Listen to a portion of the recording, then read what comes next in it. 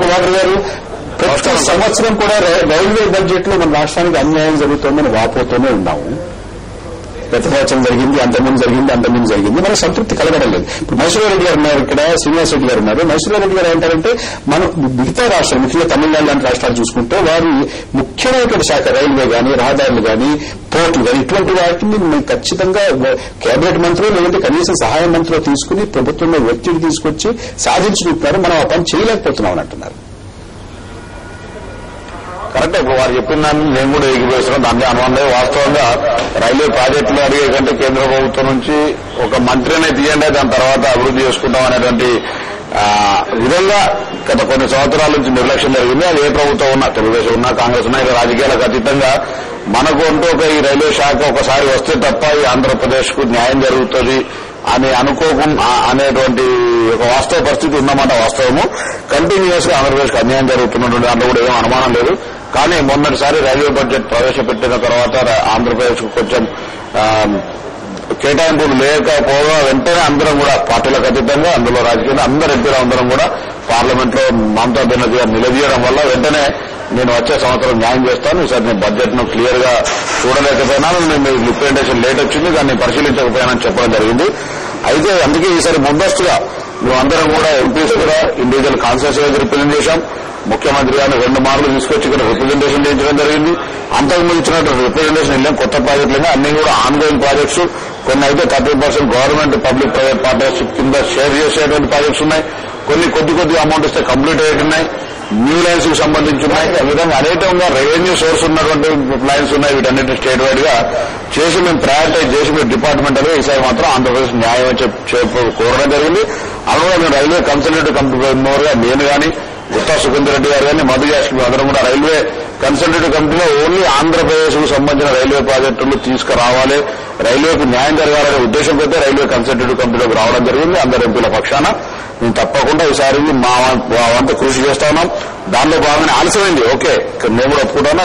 మరి railway GM south central గారు అన్ని డివిజనల్ కు సంబంధించిన మీటింగ్స్ ఎంపీస్ తో పెట్టినప్పటికీ కూడా ఆ ప్రతిపాదన వచ్చేటప్పటికే మీకు బడ్జెట్ తయారైపోతుంది. దానికి కూడా అది కూడా కరెక్టే. కానీ ఒక ప్రెషర్ అయితే కంటిన్యూ జరుగుతుంది. ఈసారి తప్పకుండా ఎంతో గొప్ప అంటే గతం మాదిరి అన్యాయం మాత్రం జరగదు. ఒక నమ్మకం మాత్రం ఉంది సార్ మాకు. ప్రభాకర్ గారు వినపడుతుందన్నమాట. చెప్పండి సార్.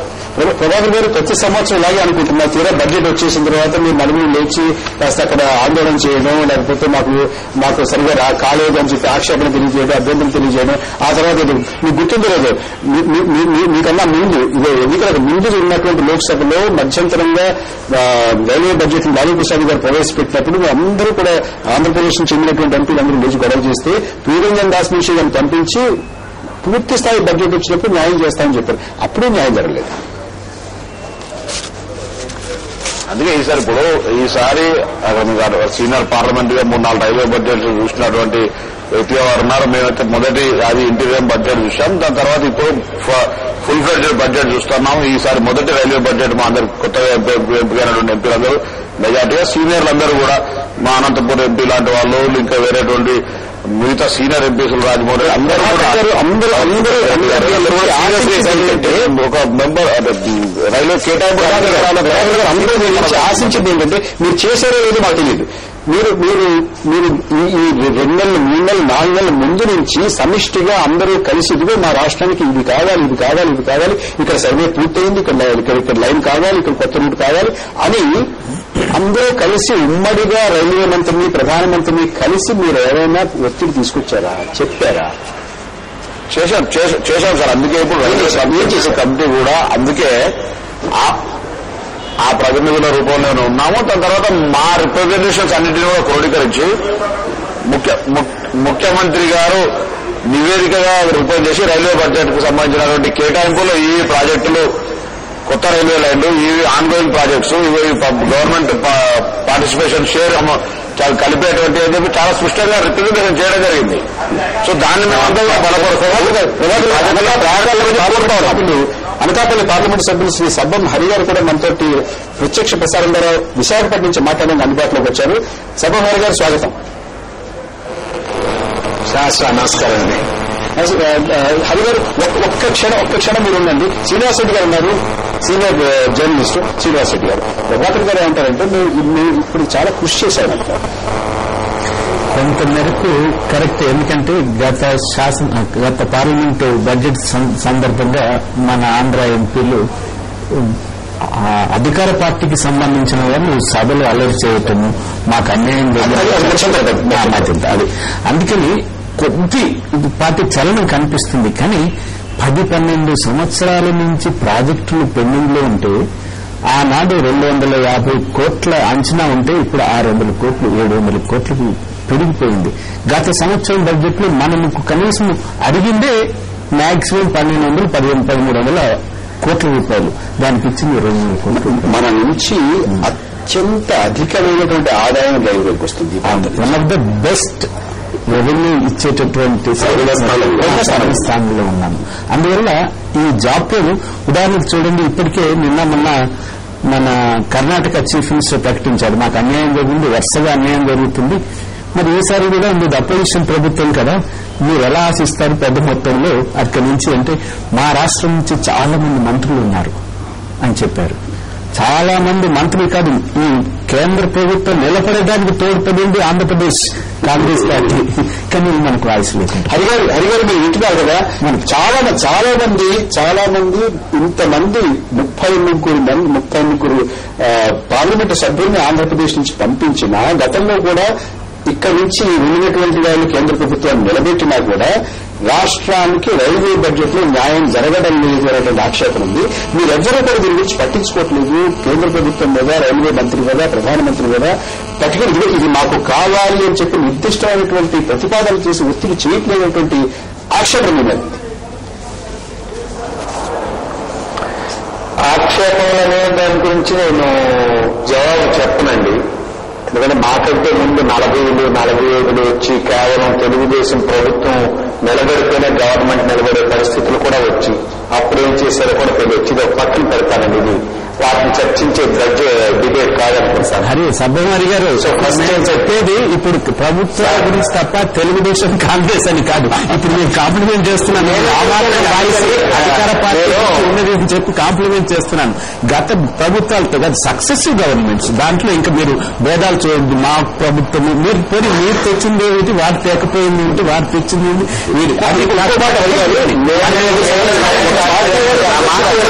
ఇప్పుడు అందరూ అనేది మిగతా రాష్ట్రాల్లో పార్టీలకు అతీతంగా అందరూ ప్రధానమంత్రి మీద, రైల్వే మంత్రి మీద ఒత్తిడి చేస్తారు. మనం ఎందుకు చేసుకోలేకపోతాం? ప్రభాకర్ గారు నా మాట మీరు వెళ్ళలేదు. అది ఇప్పుడు చర్చించను అని అన్ని నేను మొదలు పెడుతున్నాను. ఆ విషయాలు ప్రస్తావించను అని చెప్పండి. వెళ్ళినట్టుంది చెప్పండి. మీ మాట వినేరాలేదు. శ్రీనివాస్ రెడ్డి గారు మీ మాట నాకు వినాలి. ఇంకోరు కూడా మాట్లాడుతున్నారు, అందుకని ఆగానండి. మీరు కట్టించి రైట్. అసలు భారతీయ రైల్వేస్ అనే మాటకి అర్థం చెప్పేశారండి. మేమేంటంటే బ్రాడ్ వ్యూలో ఇది ఏ విశాఖపట్నంకి అన్యాయం జరిగిందో, గుంతకల్కి అన్యాయం జరిగిందో, హైదరాబాద్కి అన్యాయం జరిగిందని అనుకుంటా ప్రాస్పెక్టివ్ గా భారతదేశం అంతా రైల్వేస్ బ్రహ్మాండంగా అభివృద్ధి చెందాలని ఒక ఆలోచన వ్యక్తుల్లో నేను కూడా ఒకటి. ఎంత దౌర్భాగ్యం అంటే ఏ ప్రభుత్వంలో రైల్వే మినిస్టర్ ఏ రాష్ట్రానికి ఇస్తే వారికి వాళ్ళ రాష్ట్రం తప్పించి మిగతా దేశం కనిపించట్లేదు.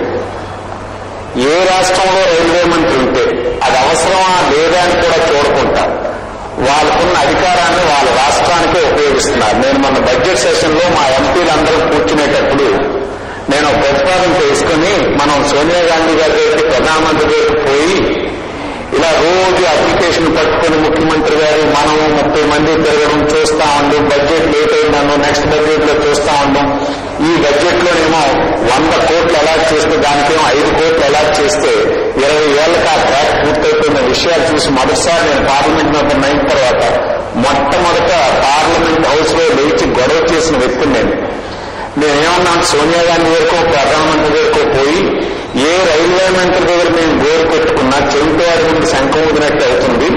దయచేసి మాకు ఒక టర్మ్ రైల్వే మినిస్టర్ మా ఆంధ్రప్రదేశ్కి ఇవ్వండి, మాకు కావాల్సినవన్నీ చేసుకొని మళ్ళీ మంత్రి పదవి మీకు ఇచ్చేస్తామని ఒక మెమరాండం తయారు చేశాను నేను.